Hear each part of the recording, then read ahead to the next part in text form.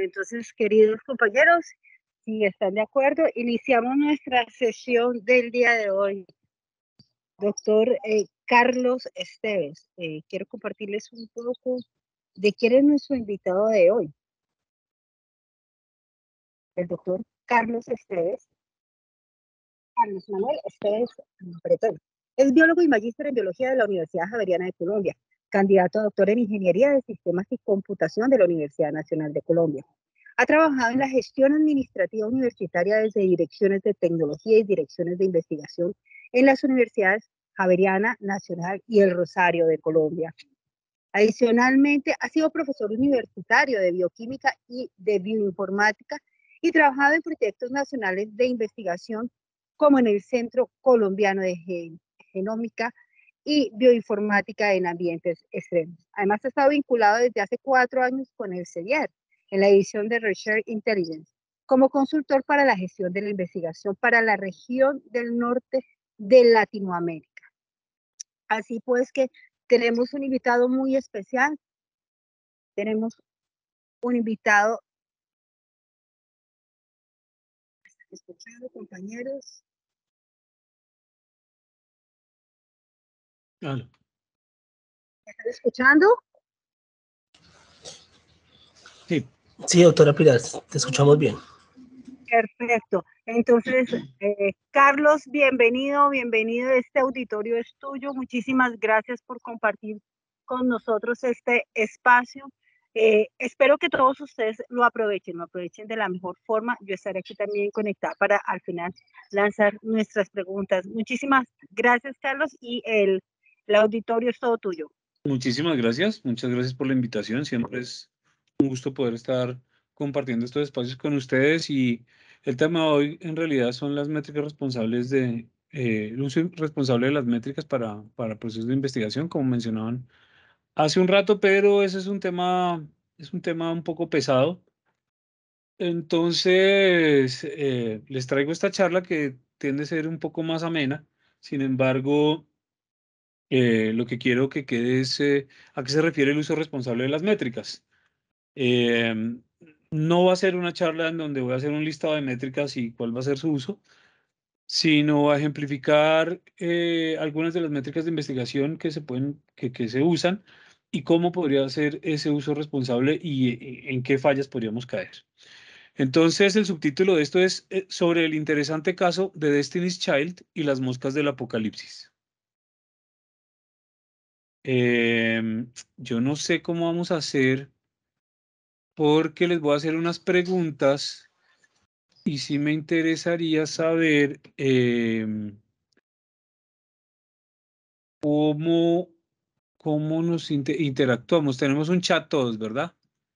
Hay un chat, hay una mano levantada. Sí, efectivamente manejamos el chat y hay una manito levantada de Juliana Salinas.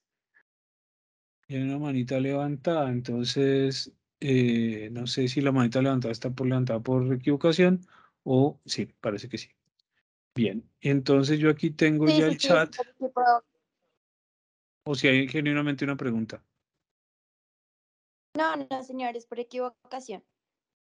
Ok.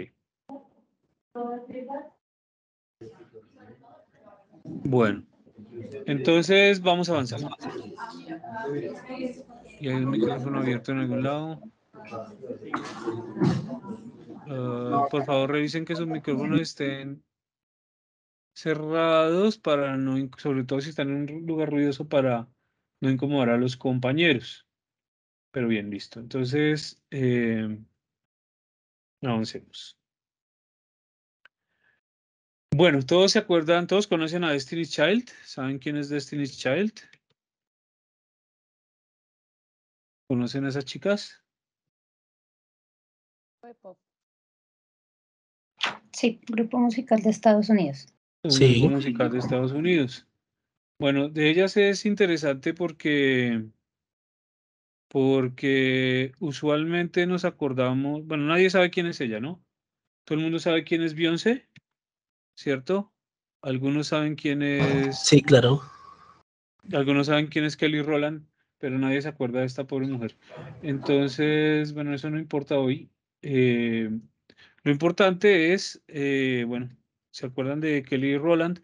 Ellas se separaron en un momento de la vida y pues Beyoncé hizo su carrera en solitario, al igual que Kelly y Rowland. Lo que pasa es que pues una fue más exitosa que la otra. ¿Y por qué viene este caso? Porque es importante. Porque Kelly Rowland nos ejemplifica en uno de sus videos una situación que es muy importante. Ojalá reproduzca el audio. Yo esperaría que sí, pero si no, ustedes se lo imaginan porque es la canción de ella, pues, por supuesto. En todo caso, voy a subir el volumen a esto al máximo. Miren con cuidado.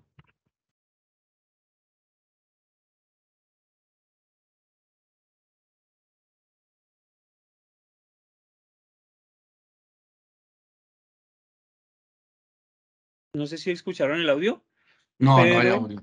No, ¿no no se había audio? escucha. Bueno, no me voy a poner a entrar en el audio, esa es una canción de ella. Pero el tema aquí es que, si se dieron cuenta, bueno, el video no es tan nuevo, ¿cierto? Ella está enviándole un mensaje de texto al novio, ¿verdad? Y el novio no le contesta, eso es lo que dice la letra de la canción, pero le está mandando el texto por un Excel, por una hoja de cálculo, y entonces además le hace tremendo show porque el tipo no le contesta. ¿Cuál es la moraleja de esto? Pues que hay que utilizar las herramientas adecuadas. Si ella le va a enviar un mensaje de texto por una hoja de cálculo, pues la cosa va a estar compleja. El señor encima de todo no tiene ni idea que le estaban escribiendo y ella se pone brava con él. Entonces, eso puede ocurrir con el uso de cualquier tipo de herramienta. Si no sabemos exactamente cuál es la herramienta que estamos utilizando, podemos caer en esas imprecisiones y esas malas prácticas, digamos. Bueno.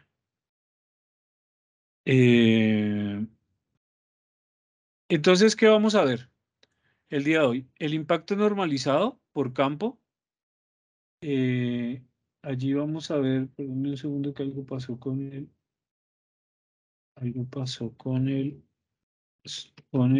eh, Teams. Quedó negro la pantalla por alguna razón. Bueno, no lo sé.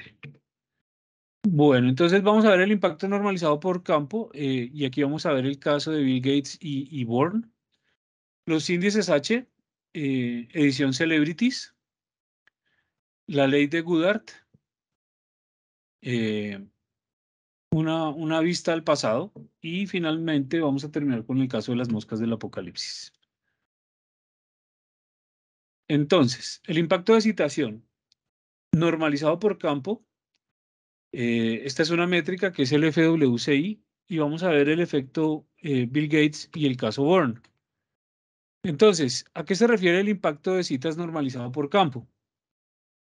Esto tiene que ver con el número de citas, el FWCI, el Field Weighted Citation Index, nos indica cómo un número de citas recibidas por una publicación se comporta con la media de las citas recibidas, se compara con la media de las citas recibidas por publicaciones similares en el universo de datos de Scopus. Es decir, el FWCI es una métrica que nos pondera las citas por documentos similares. ¿Qué son documentos similares?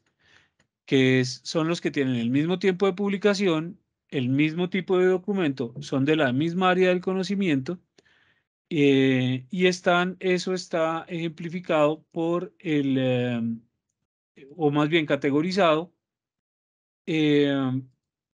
por las categorías, por las clasificaciones ASJC, que significa All Science Journal Classification. Creo que todos ustedes conocen eso. Si no, apunten con su celular a este código QR que los va a llevar a las categorías de ASJC. Allí vamos a ver en qué consisten esas categorías. Entonces, esto es una medida de citación, de impacto de citación ponderado.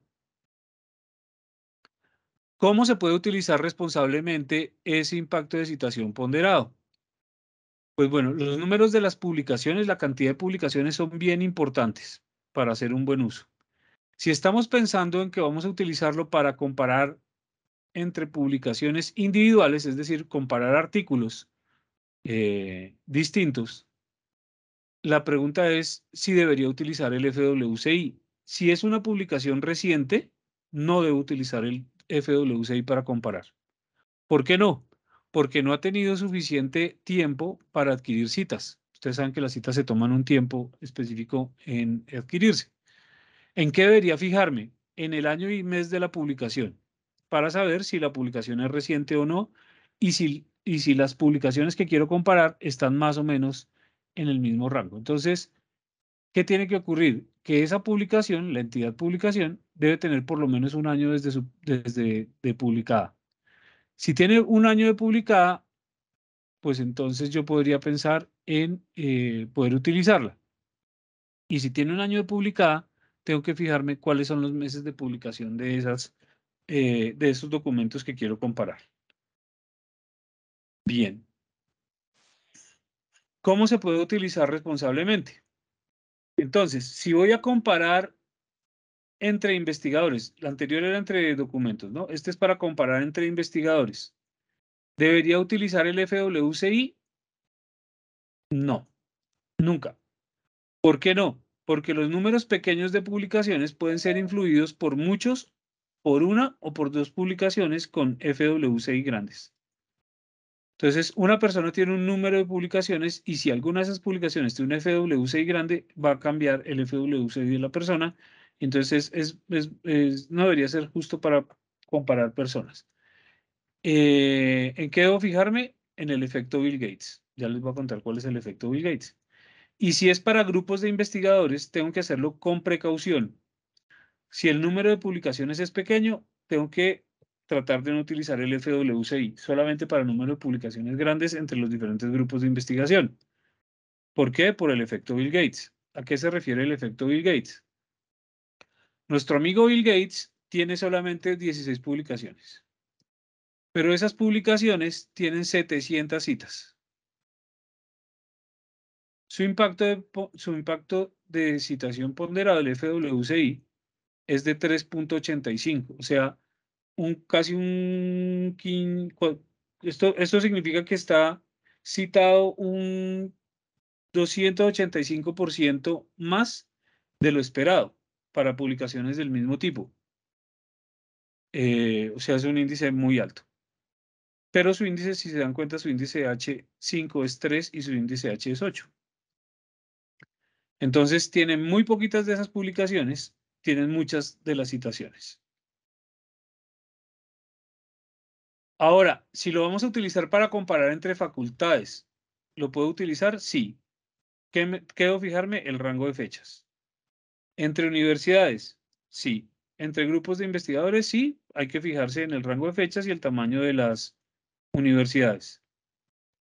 Para países, sí. Tengo que fijarme en el rango de fechas. Y para grupos de países, regiones, continentes en el mundo, sí, teniendo en cuenta cuál es el rango de fechas y los tamaños de las poblaciones de esos países. Entonces, de esta forma, es una forma adecuada de utilizar esa métrica que es el FWCI.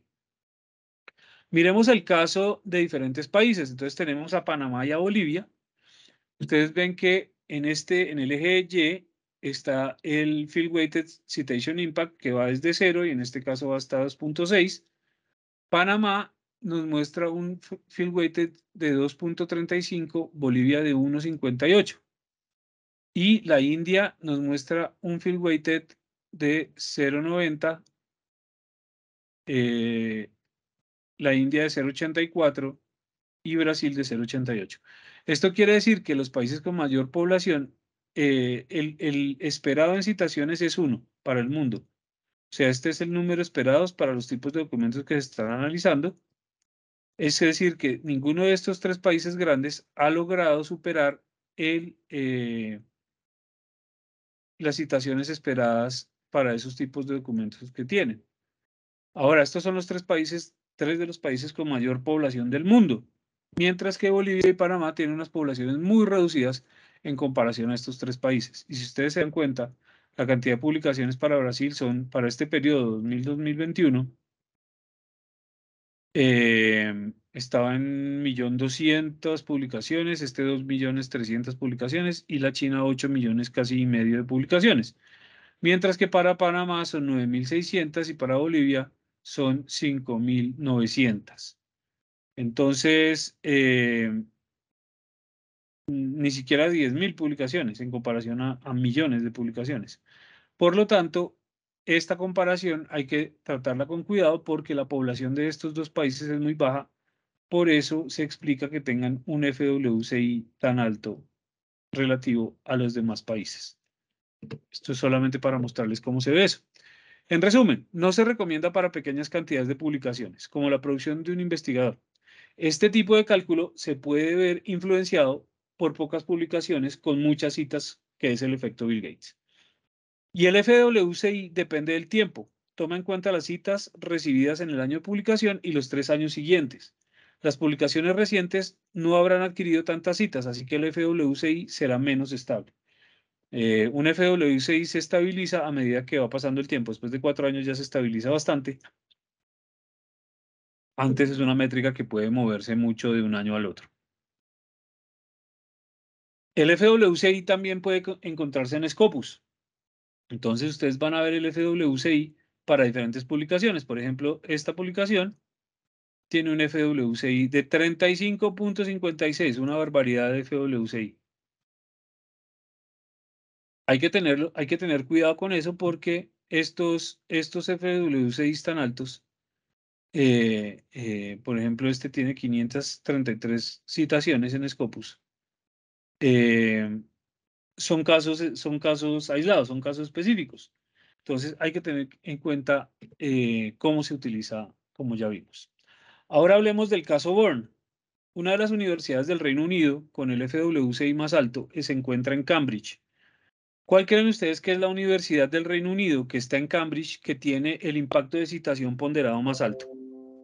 Uno de los más altos.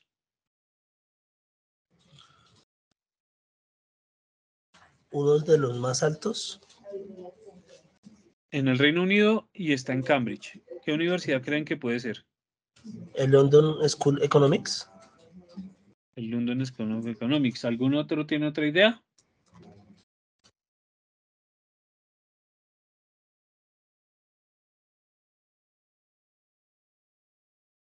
¿Alguien tiene otra idea al respecto? Pues la misma Universidad de Cambridge. La misma Universidad de Cambridge, pensaría uno, ¿no? Bueno, les cuento que es la Universidad de Anglia Ruskin. Se llama Universidad de Anglia Ruskin. Les voy a mostrar cómo se ve esto. La Universidad de Anglia Ruskin tiene un FWCI de 2.6. Bueno, para el periodo 2011-2020 tenía un FWCI de 2.6. Tiene 130.000 citaciones, 4.700 artículos, una barbaridad. Tiene un índice H5 de 62, o tenía un índice H5 de 62 para el periodo, para el 2020. Miremos cómo está esa universidad. Fíjense ustedes, esta universidad de acá, esta morada es Harvard. Esta de acá es la mismísima Universidad de Cambridge.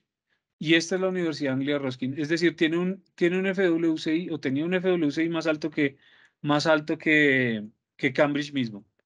Y para que ustedes se hagan una idea y podamos comparar, esta es la Universidad de San Pablo, que es tal vez la universidad mejor rankeada en Latinoamérica. Esta verde acá es la Universidad Nacional de Colombia. Esta de acá es la Universidad Nacional Autónoma de México. Y esta de acá es la Universidad del TEC de Monterrey. Ah, no, la Universidad de Monterrey. No el TEC, sino la Universidad de Monterrey. Este es el impacto de citación ponderado y estas son la cantidad de artículos en el eje X. Y ustedes dirán, bueno, pues si ni siquiera había oído hablar yo de esa universidad, ¿de dónde acá tiene semejante impacto? Bien, notan, este es el listado de los autores, de los principales autores, de los autores que más publican en la Universidad de Anglia Ruskin. Están ordenados por cantidad de publicaciones, pero ¿ven algo extraño en eso que está subrayado? Sí, que Rupert Board tiene 106. ¿Estos son artículos? Sí. Artículos, y esos artículos en 2020 tienen 61.042 citaciones, que es la más alta. 61.000 citas tiene el señor Bourne. Sí. Eso es una barbaridad, ¿cierto? Es una barbaridad. Ni siquiera es el autor que más publica, pero es el autor con más citaciones. 61.000 citas tiene el señor Bourne. Estas son las publicaciones de Rupert Bourne. Algunas de sus publicaciones para que ustedes las vean. Entonces, y mírenlas, no es que tenga un solo artículo con miles de citas, tiene varios artículos con miles de citas. Entonces, este no es Jason Bourne, sino Rupert Bourne, ¿no? Sí, parecido. ¿Qué pasa si eliminamos al señor? ¿Qué pasa si eliminamos al señor Bourne?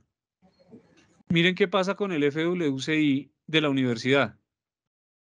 En rojo, en rosado, está la universidad con Bourne, y si eliminamos al señor Bourne, es la línea morada. O sea, la universidad no existe. La universidad se va al piso. ¿Por qué? Porque este señor tiene una cantidad de citas brutales. Entonces, hay que ser muy conscientes de que las métricas hay que trabajarlas con cuidado y hay que mirar todo este tipo de aspectos. El solo valor de la métrica nos puede estar indicando una cosa que no es cercana a la realidad. Entonces, pues claro, este es un caso extremo, pero es importante traerlo en cuenta. Ahora vamos a hablar del índice H edición Celebrities. Y aquí entre las Celebrities los invito a que piensen no solamente en actores y cantantes, o músicos, sino también en políticos, que también están dentro de las celebridades. Y vamos a ver el índice H edición Celebrities, a ver qué tal están ustedes de cultura general. Esto está facilísimo, creo que cualquiera puede contestar este quiz. Entonces, el quiz es muy fácil. Les voy a dar 2 títulos de artículos científicos y ustedes me van a decir quién creen que fue el autor.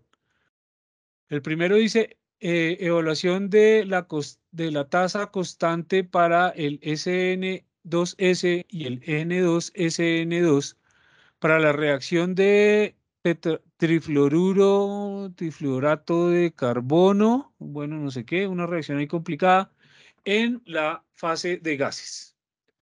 ¿Quién creen ustedes que podía ser autor de ese artículo que está bien sofisticado?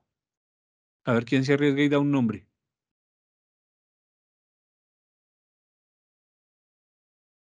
Cualquiera, no importa. Yo es que me quedé sin chat, ya no veo el chat. No puedo traer esta ventana. Bueno, tuvo que ser un químico necesariamente. Un químico, sí señor. Bueno, eso ya nos da una luz en el camino. Un premio Nobel de medicina, un premio Nobel de física, de química. Premio Nobel de Física, de Medicina. Bueno, les voy a mostrar quién es. ¿Saben quién es? Angela Merkel. Angela Merkel. La canciller alemana. La ex canciller alemana. Es canciller, sí. Y ahora tenemos otro artículo. Un modelo mejorado de la emisión infrarroja de la nube de polvo zodiacal, cometal y asteroidal y el polvo interestelar. Estelar. ¿Quién puede ser el autor de eso? Aquí Iván Ricardo dice que doctor Brian May. Sí, señor, Brian May, el músico, que estaba de cumpleaños ayer o antes de ayer, ¿no? Sí. El guitarrista de Queen, uno de los guitarristas en su momento dijeron que era el guitarrista, el mejor guitarrista del mundo. Entonces, ese es un artículo del señor Brian May. Muy bien, que estuvo muy bien ese quiz, le pegaron a una, muy bien. ¿Él es astrofísico? Es astrofísico. Ahora más difícil. Cortical correlates of affective versus linguistic prosody. Un estudio de resonancia magnética funcional. La correlación cortical del afecto contra la prosodia lingüística, un estudio de resonancia magnética funcional. Y pueden ir pensando en el otro. La responsabilidad de los crímenes de guerra antes de las Cortes Nacionales en Croacia. El primero, ¿tienen alguna idea de quién puede ser? Natalie Portman. Natalie Portman. Es Majin Bialik. ¿Saben quién es Majin Bialik? ¡Ay, sí! Sí, la novia de Sheldon Cooper. Sí, una actriz. La novia de Charlotte. La novia de Sheldon Cooper. De Big Bang Theory. O sea, ella es doctora de verdad. Y el segundo artículo, ¿tienen alguna idea? Pues el Vladimir segundo Putin no artículo es. Vladimir es- Putin no es. No es. Ivo Josipovic, el presidente de Croacia en 2010, escribió ese artículo. Y ahora es más difícil para Super Geeks. Este es más difícil. Trayendo el impresionismo a la vida con transferencia a estilo neural en ComSwim. No sé qué es ComSwim. Y orientaciones políticas. Las orientaciones políticas están correlacionadas con la estructura del cerebro en adultos jóvenes. Suena muy neurológico, ¿no? Muy neuro. Kristen Stewart, ¿saben quién es? Sí, claro. La vampirita, ¿no? Sí. Y el otro es Colin Firth, Actor inglés. actor inglés, El del discurso. el del discurso del rey. Bueno, estos señores tienen estos índices H. Entonces ustedes ven que Brian May, Kristen Stewart, Fit Collins, Violin Magic tienen un índice H de 1. Ivo Josipovic tiene un índice H de 2, Angela Merkel de 4. Y estas figuras que seguramente son mucho más conocidas, que son Neil deGrasse Tyson, el físico, el de Cosmos, la nueva edición, y Peter Higgs, el mismísimo del bosón de Higgs, de la partícula de Dios, tiene un índice H de 9. Entonces, para que ustedes se hagan una idea cómo se distribuye el índice H, es muy complicado tener índices H muy altos. Es muy difícil por la forma en que está construido. Pero además de eso, los índices de H tienen variaciones por área disciplinar. Entonces, lo que les estoy mostrando acá es el promedio del índice H para los 500 investigadores más prolíficos entre 2009 y 2019 y están divididos por áreas del conocimiento. Entonces, este es el valor del índice H, ¿cierto? Para los investigadores más prolíficos. Entonces, fíjense ustedes cómo el índice H, esta curva está mal hecha. Esto está equivocado los valores.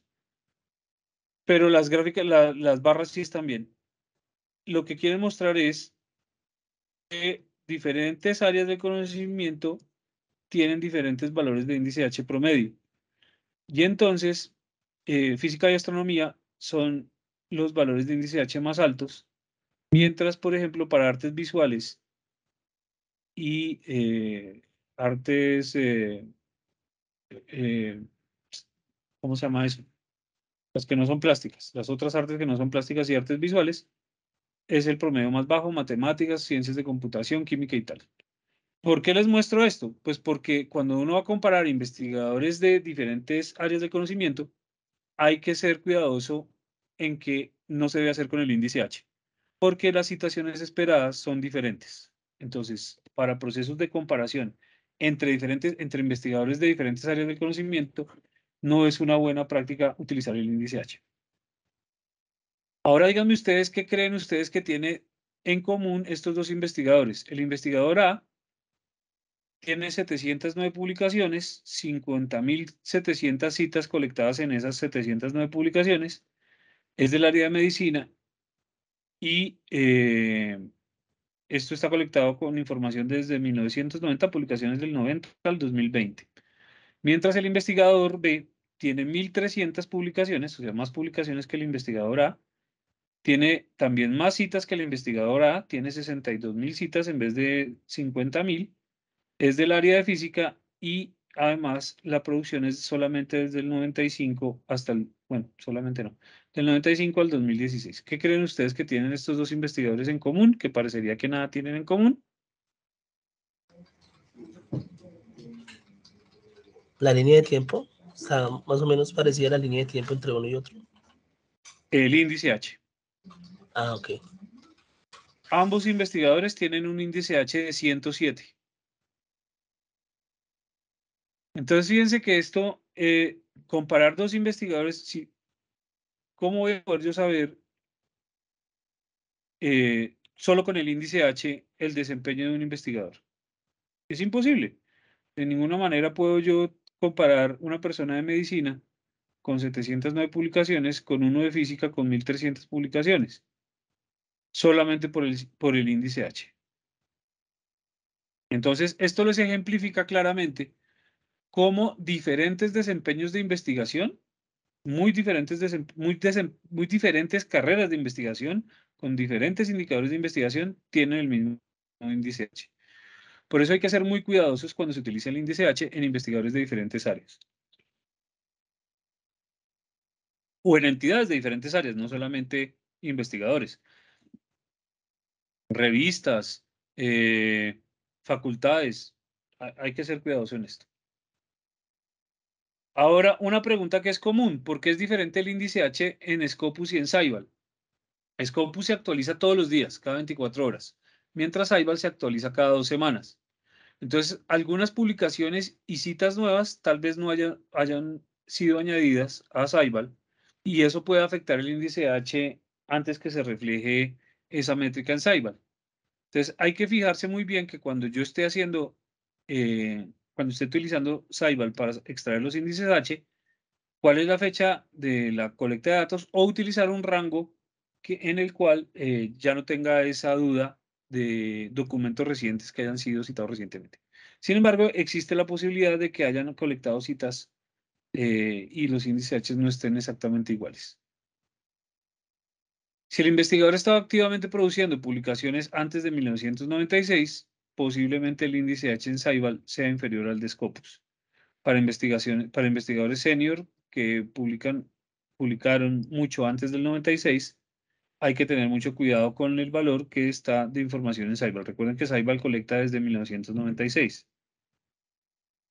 Y el índice H, como tiene estas limitaciones, entonces se han inventado, hay como 100 y pico, no mentiras, no sé si son 100 ya, pero hay un montón de métricas derivadas del índice H que tratan de normalizar, de subsanar estos problemas que tiene el índice H. Por ejemplo, el índice H5, que creo que todos ustedes conocen. Este se basa en los últimos 5 años de publicaciones. El índice M. El índice M toma en cuenta la primera publicación y como el índice H tiene que aumentar con la duración de la carrera, el índice M se puede utilizar en situaciones en las que eso se considere una deficiencia, es decir, por ejemplo, comparar investigadores de la misma área de investigación, pero con longitudes de carrera muy diferentes. Entonces, yo puedo tener dos investigadores de física, pero uno tiene 2 años de haber iniciado sus publicaciones, es un estudiante recién graduado de doctorado, de maestría, mientras el otro tiene 20 años de carrera. Entonces, yo no puedo comparar esos dos investigadores con un índice H crudo porque estaría cometiendo una injusticia. Y existe otro, solo por traerles a colación que es el índice G. Estos índices los tienen ustedes, estas métricas las tienen ustedes en Ceibal, ¿no? Por si nunca las habían visto, en Ceibal los tienen y pueden utilizarlas. Hace hincapié en los documentos más citados del conjunto de datos, entonces también hace una ponderación adicional en las publicaciones que tienen más citación y nos elimina un poco el efecto Bill Gates. Entonces es bien importante ese índice G. Habría que aplicárselo al señor Born a ver si se le normaliza ese índice H. Y el índice H siempre va a ser igual o mayor que el índice G, perdón, siempre va a ser igual o mayor que el índice H, porque normaliza las citas. Bueno, y entonces la ley de Goddard, que yo creo que muchos de ustedes han oído hablar de la ley de Goddard, ¿no? Pero antes de hablar de la ley de Goddard, hay que tener en cuenta qué son las citas. Hay que preguntarse qué es una cita y qué es lo que estamos contando realmente en una cita. Cuando uno cuenta una cita, puede estar contando muchas cosas. Hay una ontología de citas, esta que ustedes ven acá. Es una ontología que se hizo una ontología informática que se construyó para dar cuenta de todos los significados que tiene una citación. Entonces miren un poco de lo que es una cita o de lo que puede ser una cita. Una cita puede estar de acuerdo con algo. Una cita como autoridad. Entonces yo cito porque la persona que estoy citando es una autoridad. Se puede citar como una fuente de datos, se puede citar como evidencia, se puede citar como un metadato, se puede citar como una solución posible, como una recomendación para lectura, como citas de un documento fuente, como parodia, como yo puedo citar para refutarlo. O sea, no siempre son cosas positivas. Yo puedo citar a alguien para decir este artículo es una porquería, estos resultados no son ciertos. Yo puedo citar para retractar, para replicar, puedo citar para ridiculizar. Entonces, las citas pueden ser muchas cosas. Y cuando nosotros contamos citas, no sabemos cuál es el significado de lo que estamos contando. Entonces, esto nos hace pensar en que tenemos una contradicción en la investigación, ¿no? Que intenta medir el impacto basado en citas.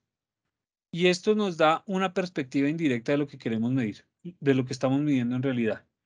Entonces hay que tener mucho cuidado porque hoy en día no entendemos, no todo el mundo entiende como el impacto de la cantidad de citas por documentos. Hoy día ya sabemos que no es así. Y el peligro es que convirtamos una métrica, como por ejemplo el conteo de citaciones, o como por ejemplo el índice H, o como por ejemplo el FWCI, en un objetivo en vez de de ser una buena medida. Entonces, si yo lo que establezco es que tengo que llegar a un FWCI de 14, por decir alguna cosa, eso se me vuelve un objetivo.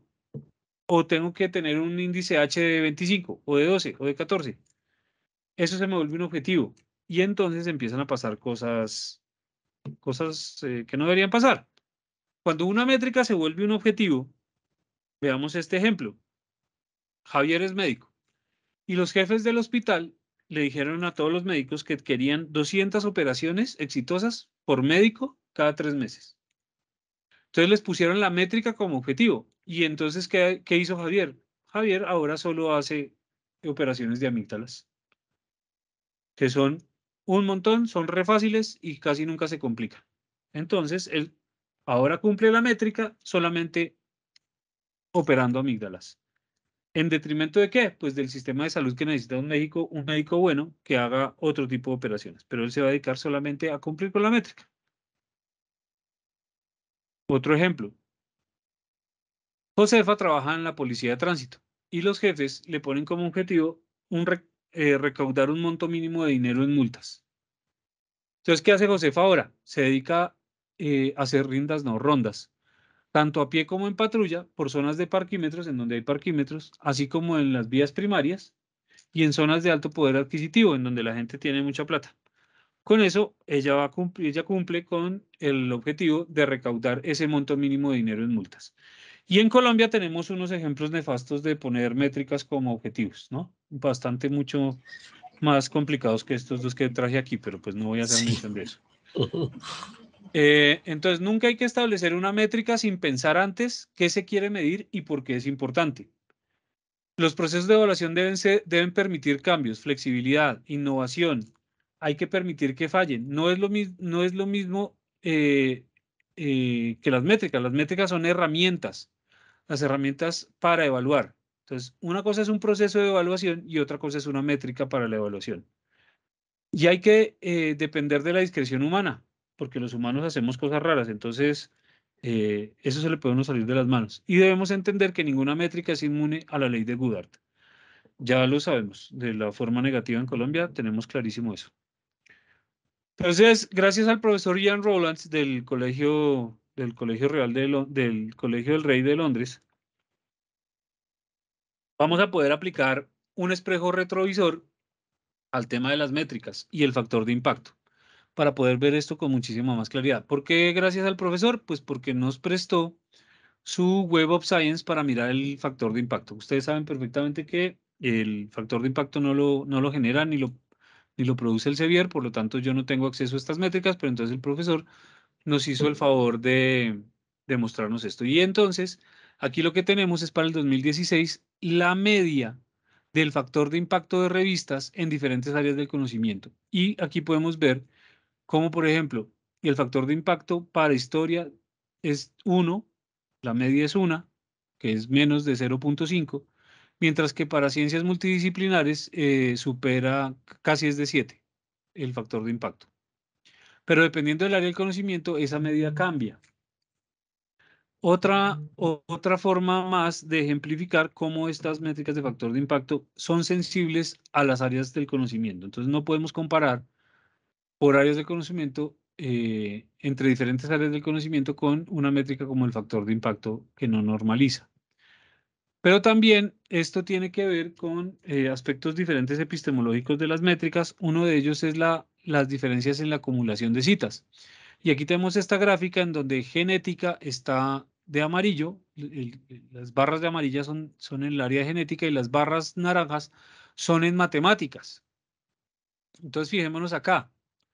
En genética, la maduración de las citas ocurrió a los 3 años y después empieza a caer el número de citas. No quiere decir que no colecte más, pero la mayor cantidad de citas por año ocurre en los, digamos,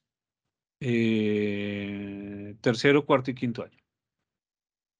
Mientras en matemáticas la tendencia es diferente. Y fíjense todo lo que se demora en lograr la madurez de citaciones.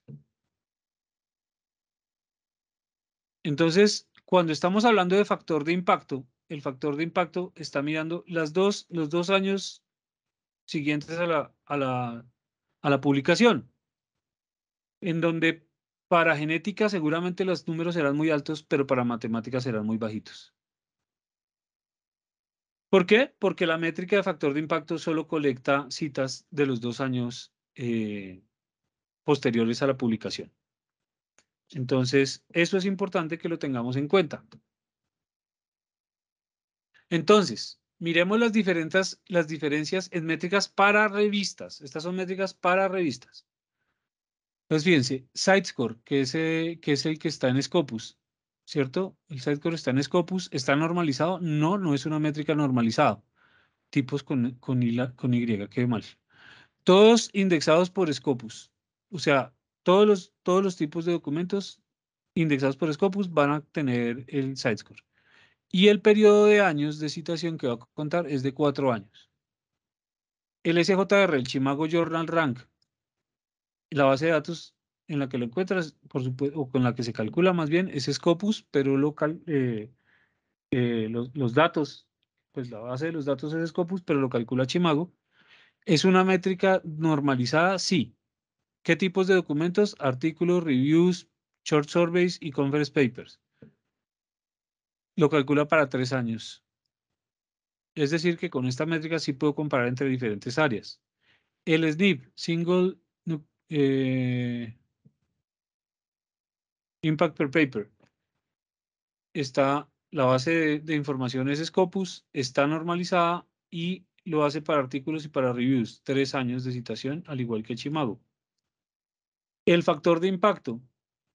El factor de impacto es una métrica específica, no es un genérico. O sea, cuando yo digo factor de impacto, es una métrica específica. Es como decir Fanta naranja. Yo no puedo decir factor de impacto y estar hablando, por ejemplo, de Chimago.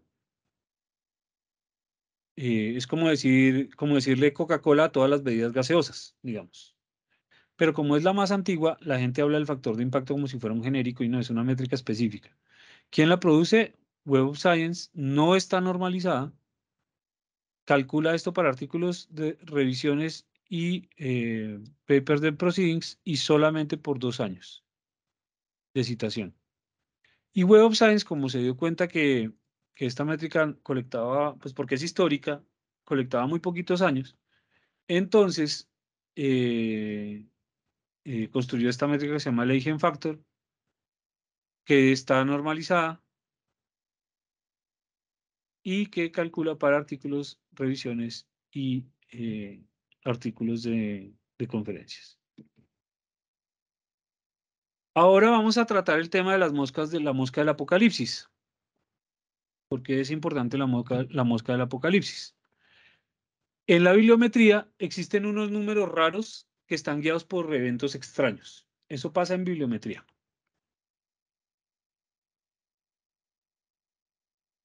Entonces, les presento a la mosca de la fruta. La mosca de la fruta también con el nombre científico Drosophila melanogaster.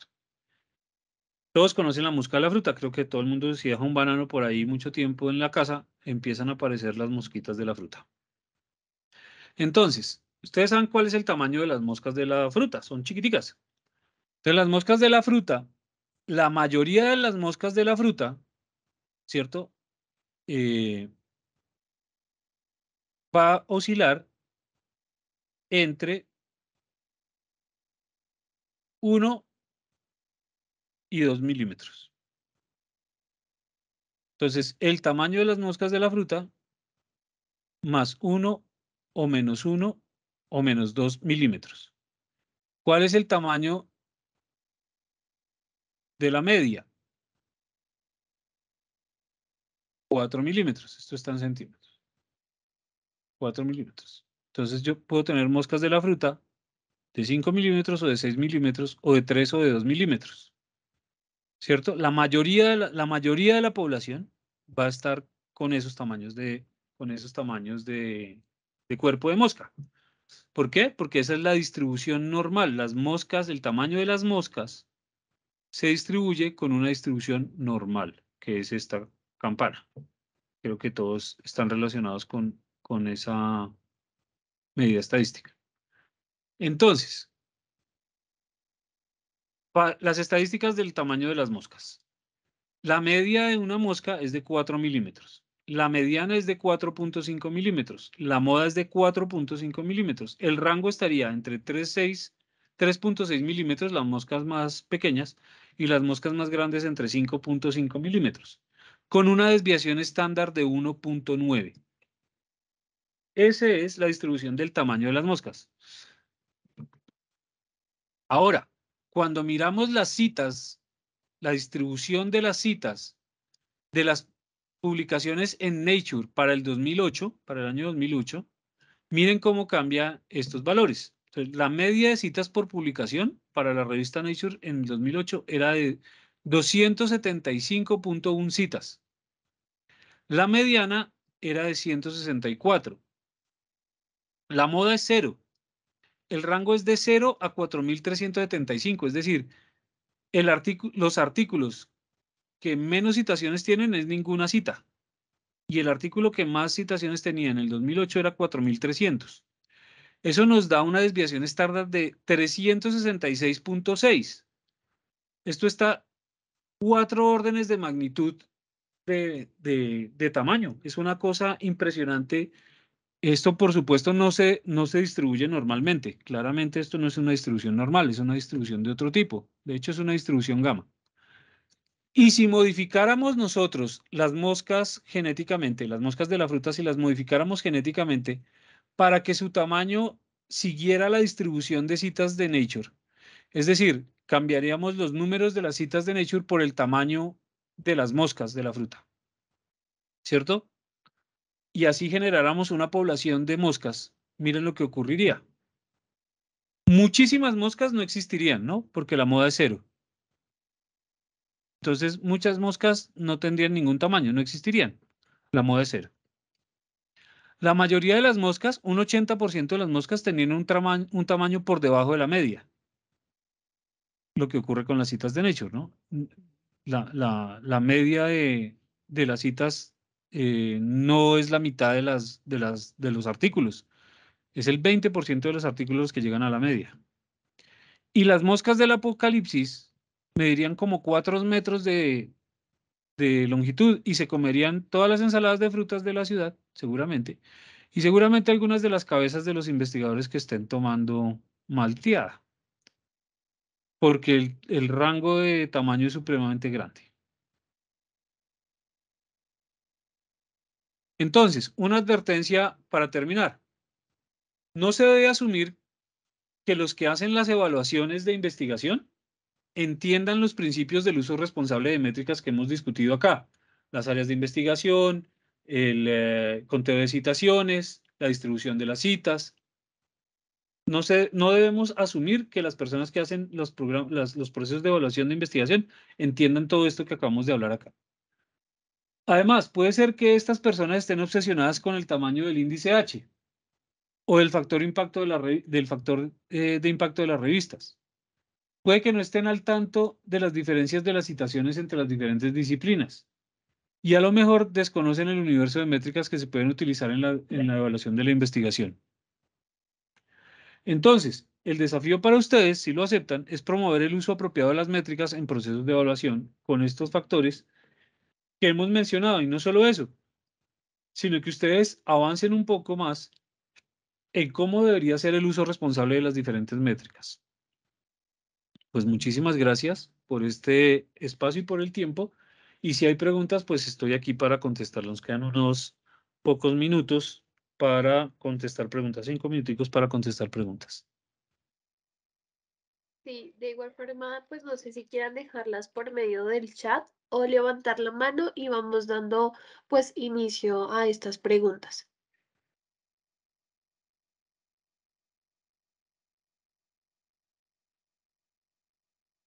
Estoy pendiente de Doctor Esteves, tengo una pregunta. señor Diego. ¿Sí? Diego. Sí, señor. Gracias. Para hacer un análisis de revisión bibliométrica sobre un tema de investigación, hay una particularidad, es que en Scopus saca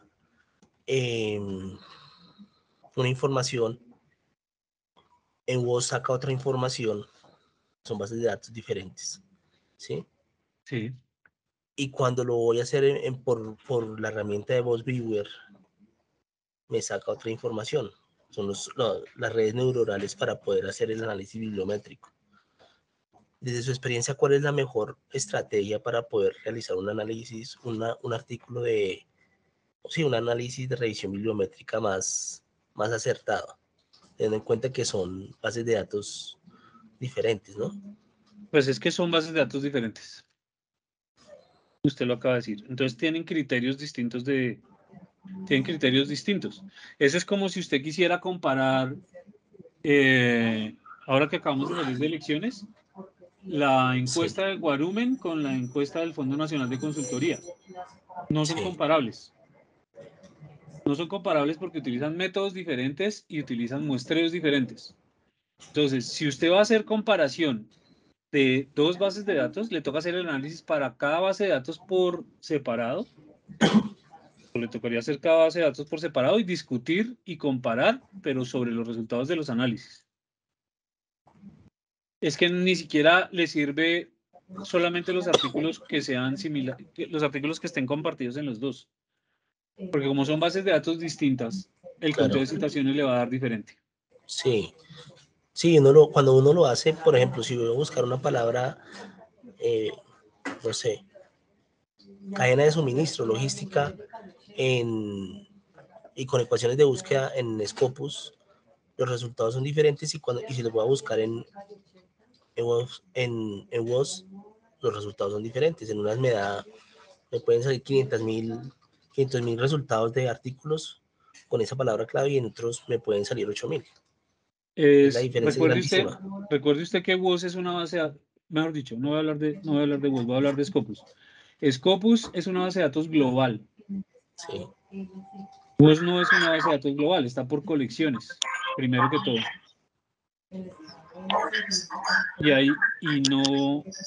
Incluso hay unas regiones que no están en las colecciones de WOS. Por favor, cierren el micrófono para poder escuchar. Todo lo que piensas en ropa. ¿Qué dejó? Aquí está, ya la pillé. Listo. Entonces,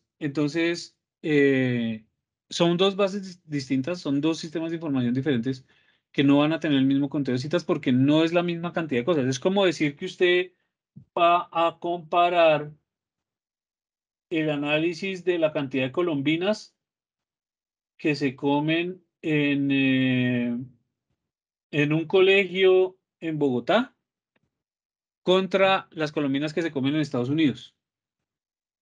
No tiene nada que ver. Nada que ver. Porque sí, puede que ambos coman colombinas, pero la cantidad de colombinas que venden en Estados Unidos es más y es un país más grande, etcétera. O sea, no es comparable. No es comparable. Entonces, cuando uno va a hacer un análisis bibliométrico, tienen que hacerlo con la base de datos que más le convenga.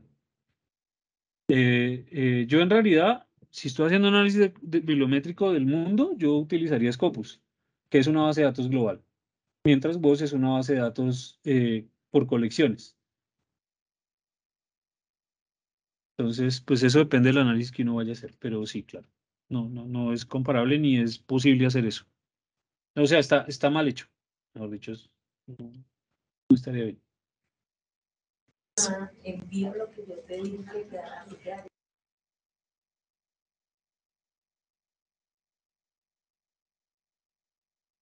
Bueno, Aquí hay una bueno, pregunta de sí, Natalia.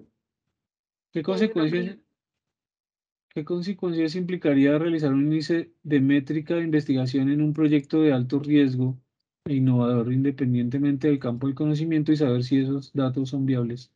No entiendo la pregunta, Natalia. Si la quiere hacer de viva voz, se lo agradecería porque no entiendo.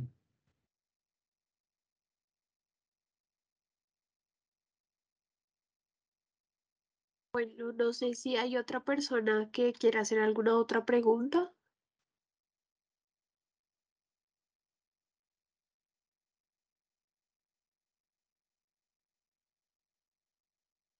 Riesgo e innovador, independientemente del campo del conocimiento, y saber si los datos son viables. No, la verdad no entiendo el contexto de la pregunta, Natalia. Estoy confundido porque me está mezclando innovación con investigación, con proyectos de riesgo y viabilidad y métricas de investigación. Entonces no entiendo. Si la quiere hacer de viva voz, se lo agradecería, Natalia.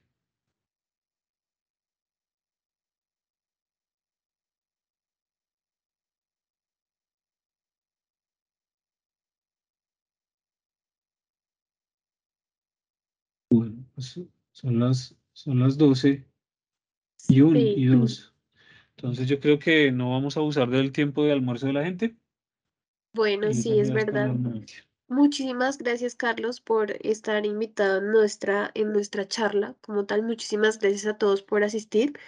Y de nada, de igual forma, pues espero que haya sido pues de mucha ayuda para todos los que estuvimos en esta conversación. Bueno, no siendo más, muchísimas gracias. Gracias, Carlos, por todo, por tu presentación. Que tengan un excelente resto de tarde y un buen fin de semana. Hasta Que luego. descansen.